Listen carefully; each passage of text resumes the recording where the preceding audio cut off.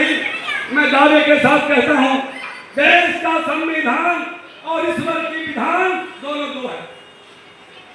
और गीता में भगवान श्री कृष्ण कहते हैं कि सर्वधर्मं परित्याज्य मामेकं शरणं व्रज अहं सर्वोपादेयमुच्यते मनेकमोचनं पुंसां जलस्नाने दिने दिने सकृत अमृत स्नानं संसारमल्लासं।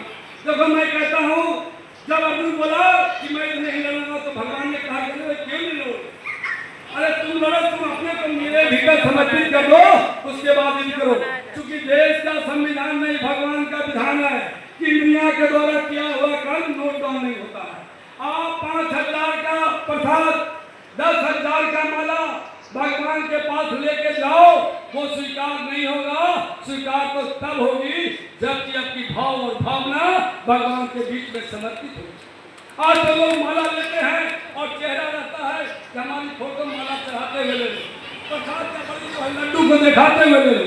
तो मैं कहता हूँ ये मेरी वाणी नहीं है, स्वयं भगवान ने गीता में कहा है कि सब धर्मं परित्याज्य मामेकं शरणं। तुम सारे धर्मों और कर्मों को पूरी निष्ठा और धीरता गंभीरता के साथ छोड़कर और तुम हमें समर्पित करो, और तब तुम काम करोगे, तब हमारा हुआ तुम्हारा कर्म स्वीकार होगा। देखिए मनुष्य हम लोगों ने बना, गीता में कहा गया है कि 2 ही संबंध बनाए, एक दैवीय संबंध और आश्री संबंध। आश्री संबंध वाले मात्र 6 गुण से जन्म लेते हैं और हम सभी यहाँ बैठे 26 गुणों से युक्त हैं। अब ब्रह्म तत्व संशुद्धि ज्ञान योग व्यवस्था दानम नमस्या अहिंसा सत्यम क्रोध सत्याग शांति पैतम जरा भूतेश्वर लोलुप्तम मातम ही चापलम ते क्षमा देती शौचो दो हिमालतम भवंती संपदम दैवी उजाता। देखिए इसकी व्याख्या करने में समय लगेगी, लेकिन मैं बता दूं 26 गुणों के साथ हम सभी जन्म लिए हैं और हम सबों में सर्वगुण है। जैसे हमारे आज आदरणीय विधायक जी हैं, ये गुण आप में भी है। आज मैं मन से बोल रहा हूँ अध्यक्ष के नाते, कल हमारे साधक और प्रभारी गण भी सेम है। आपकी विदा देखिए, आपकी दादा नेक हो, सबसे पहले समझना होगा यह जन्म हुआ किस आशा हो समझो जिसमें यह व्यर्थ न हो। देखिए हम लोग सभी समझते हैं कि शरीर मेरा है, ये मर्जी मेरी है, ये हमारी सबसे बड़ी भूल है। आपको समझना होगा यह शरीर ईश्वर की दी हुई अमानत है, और दूसरे की अमानत को आप जानबूझ करके अगर लाचार बनाते हो, बीमार बनाते हो, बेईमान बनाते हो, चोर बनाते हो, तो आपको ईश्वरीय दोष लगेगा। तो मैं दावे के साथ कहता हूँ आप योगनिष्ठ बनो, आप सेवा की भाव करो, और सेवा करके आपकी सेवा से अगर एक असहाय महिला, एक उपेक्षित बुजुर्ग की अगर आत्मा में सकून पहुंचती है तो उसका पुण्य का हिस्सा आपके खाते में चला जाता है। मैं दावा के साथ कहता हूँ यहाँ पर बैठे कम उम्र के लोग कम है, तो मनुष्य का जीवन के विषय में बताए गए 4 आश्रम। तो पहला क्या है ब्रह्मचर्य आश्रम। तो ब्रह्मचर्य आश्रम में ये कहा जाता है कि आप 25 से 30 वर्षों तक पूरी पुरुषार्थ से विद्या अर्जन करो और उस विद्या से अपना परिवार समाज और राष्ट्र का उत्थान में लगाओ।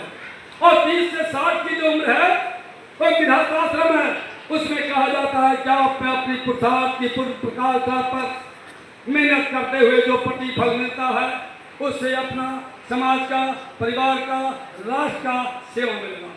लेकिन 60 के बाद जो हमारी उम्र होती है वो प्राणप्रस्थ होती है। मेरे साथियों, मेरे परिवार के जन आज यहाँ पर बैठे मेरे सभी कोई मेरे परिवार है, जनाश्रय के परिवार है, और जिनकी भी उम्र 60 से ऊपर हो गई, मैं ये कहता हूँ कि 60 तक जो आपने धनार्जन किया वो धरा का था और धरा पर धरा रह जाएगा, वो आपके साथ नहीं जाएगा। लेकिन वानप्रस्थ जो है वह 60 के बाद शुरू होता है, यह होता है पुण्यार्जन के लिए। और इसमें पुरुषार्थ की पूर्ण प्रकाशा पे अधिक से अधिक पुण्य की अर्जन करो जो तुम्हारे साथ जाए। और मैं कहा कि आप ईश्वरीय दोष समझो, इस शरीर को मत समझो कि मेरा है, ईश्वर की अमानत है, इसको संभाल के रखना। तो स्वास्थ्य भी संभाल के रखना और मानसिक विचार भी इसको स्वस्थ रखना। एक स्वस्थ शरीर में स्वस्थ मानसिकता होती है, एक स्वस्थ शरीर में सशक्त जो है दिमाग बुद्धि होता है, और स्वस्थ दिमाग बुद्धि एक सशक्त राष्ट्र का निर्माण करता है। तो अपने राष्ट्र को अगर शक्तिशाली बनाना है, अपने समाज को शक्तिशाली बनाना है, अरे आपको मालूम होना चाहिए हम मनुष्यों और मनुष्यों की भूमि से आने वाले हैं। लोग आज हमें पिछड़ा मुल्क में मानते हैं आपको मालूम होना चाहिए। हमारी विज्ञान हमारे किसी महर्षियों की जो विधा है उस विधा की वर्णन करूं तो आप सोच लो क्या बड़े बड़े पढ़ करके अमेरिका इंग्लैंड में कहते क्या समस्या होगा, पूर्णमासी रहेगा, आजाद शुरू करना है, पूर्ण शुरू करना है। और हमारे यहाँ क्या पढ़े लिखे पत्रा देखने वाले विद्वान बता देते हैं कि अमावस्या किस दिन है, पूर्णमासी किस दिन है। तो जरा सोचो कि तुम्हारी विरासत, तुम्हारी सनातन धर्म, तुम्हारी विद्या इस पूरी दुनिया से श्रेष्ठ थी और श्रेष्ठ है और श्रेष्ठ रहेगा। तो मैं चाहता हूँ कि आप लोग से विद्वान बनो, विद्वान बनो, धर्मान बनो, महान बनो और आपके भीतर योग निष्ठा हो, धर्म निष्ठा हो, वेद निष्ठा हो, सेवा की भाव हो और इस तरह से अपना इस जीवन में मनुष्य जीवन जो उतरा इसके लिए कुछ करो। देखो भाई सीधी सी बात है कि आपने सुना कितने को उदाहरण दी जाए, विश्व की महात्माकांक्षी रखने वाला सिकंदर की भी कहानी आपने सुना हो। सारे दुनिया को जीते वक्त जब उसकी मृत्यु की काल आई तो उसने क्या कहा कि जब मैं मरूं तो जब हमारा सब यात्रा निकले तो सारे वैद्य लोग सब यात्रा में शामिल रहेंगे और जब मैं मरूं तो मेरी हाथ जो है बाहर कर दी जाए जो दुनिया देखे और बीच चौराहे पर मेरे सारे खजाने रख दिया जाए, सोना चांदी और जितने भी जवाहरात है उसे लुटा दी जाए। कहने का मतलब ये है कि वह दुनिया को दिखाना चाहता था, विश्व की महात्माकांक्षी रखने वाला सिकंदर इस दुनिया को संदेश देना चाहता था कि मैंने इतना को जीता और जाने वक्त मैं खाली हाथ जा रहा हूँ और मुझे बचाने के लिए जो मेरे राज्य थे और दुनिया के जितने श्रेष्ठ में थे सब मेरे साथ थे, वो मुझे एक क्षण नहीं बचा सके। और ये खजाना इतना जो मैंने जमा किया, कितने मुल्कों पर अत्याचार, अनाचार और बेविचार किया, कितने मानवों का संहार किया, मानवता को संसार किया, धन इकट्ठा किया। आज मैं दुनिया से जा रहा हूँ, मैं कुछ नहीं ले जा पाऊंगा और उसी तरीके से आप लोग भी कुछ नहीं ले जा पाओगे। जो ले जाओगे वह पुण्य है, वह पुण्य अधिक से अधिक अर्जित करो। इसी के साथ अब देखिए मैं थोड़ा अपना संगठन का ताल्लुक बताऊं। मेरी एक ऐसी सोच है विधायक जी कि मैं अपने एक टीम बनाऊंगा कि कहने का कुछ भाइयों का जो अपने क्षेत्र वाली निरीक्षण कराऊंगा, घर में जाओ आप उनको देखो, पहले पूछो कि इनको कोई रोगी तो नहीं है, रोगी है तो किस चीज के रोगी है, रोगी है तो उनकी शुद्ध में योग में उनकी चिकित्सा करूंगा, प्राकृतिक चिकित्सा करूंगा। और इसी बीच उस घर में बेबस, असहाय, लाचार अगर कोई बुजुर्ग मिल जाते हैं उनकी नाम नोट करो, उनकी पता नोट करो और उनसे पूछो कि आपको किस तरह की सहायता कर सकते हैं। बहुत सारे अच्छे लोग मिलेंगे जिनके पास पैसे हैं, आज भी नहीं है, बेटा बेटी सब अमेरिका इंग्लैंड में है। आज के इस इलेक्ट्रॉनिक युग में कहिए तो दैनिक युग में उनके पास समय नहीं है। श्रद्धा तो है लेकिन संस्कार नहीं है। आज अंग्रेजों ने हमारी शिक्षा को बर्बाद किया, संस्कारहीन शिक्षा दिया। आज हमें बच्चों को पुनः गुरुकुल की आवश्यकता है, आचार्य कुल की आवश्यकता है। आज हम अपने बच्चों को क्या सिखाते हैं, पढ़ाई शुरू करते हैं, तुम डॉक्टर बन जाओ, इंजीनियर बन जाओ, दरोगा बन जाओ और कैसी सोच हो जिसमें ज्यादा आमदनी हो। मैं अपने बच्चों को सिखाओ कि तुम पहले संस्कारी बनो, ईमानदार बनो, देशभक्त बनो, राष्ट्रभक्त बनो। तो आप जन्म से ही इसको पहले शिक्षा देते हैं क्या, भ्रष्टाचार बनने का, अधिक पैसा कमाओ, जैसे भी कमाओ। यह हमारा समाज में एक विपत्ति आई है जो हमारे लिए बड़ा दुख की बात है।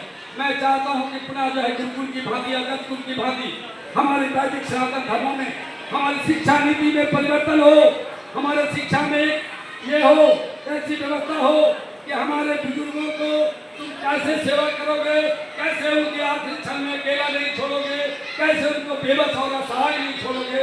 इसके लिए मैं शिक्षा के क्षेत्र में भी काम करूँगा। अगर मुझे अवसर मिली तो मैं इस तरह का शिक्षण संस्थान बनाऊंगा जिसमें जब नए बच्चे आएंगे तो उनकी शिक्षा के साथ ये संस्कार वाली शिक्षा दूंगा जिसमें अपने माता पिता और समाज के प्रति वो पूर्ण जवाबदेह हो सके। ऐसी भी हमारी है। तो इस तरीके से छोटे छोटे कामों का प्रारूप में बनाऊंगा। अब ज्यादा समय नहीं लेना चाहता हूँ। तो ये हमारी सोच है। अभी तक हमारा स्थायी कार्यालय नहीं है, लेकिन एक कार्यालय है, लेकिन ऐसा स्थायी कार्यालय था लेकिन अपनी कोई उसकी जगह जमीन नहीं।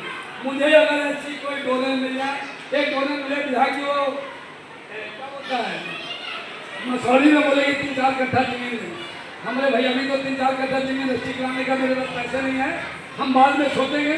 अभी मैं पटना में काम कर रहा हूँ, चूंकि एक संगठन में पटना से शुरू किया हूँ, तो मैं पटना के सभी जिला में इनके अनुमंडल स्तर तक मैं अपने प्रभारियों को बनाऊँ। और वहाँ दूर दराज में सिर्फ हम कंकड़बाग में बैठे हैं, यहाँ से 3 बच्चों को नहीं खोलेंगे। मैं पहले पूरे पटना जिला के करूँगा, उसके बाद बिहार की ओर करूँगा।